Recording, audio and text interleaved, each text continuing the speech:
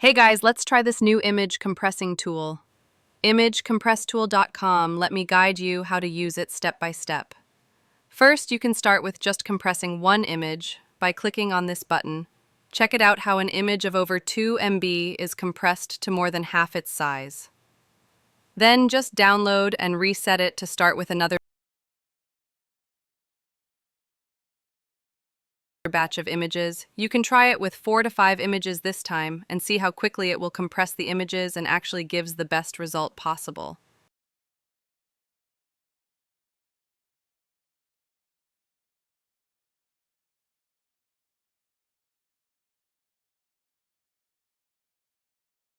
And you know what's the best part? You do not have to download the software or even sign up, just go to the website and get your work done. Now you can try it with up to 100 images, and the outcome? All the images are compressed and downloaded within matter of seconds. Try it out now. Visit the website imagecompresstool.com.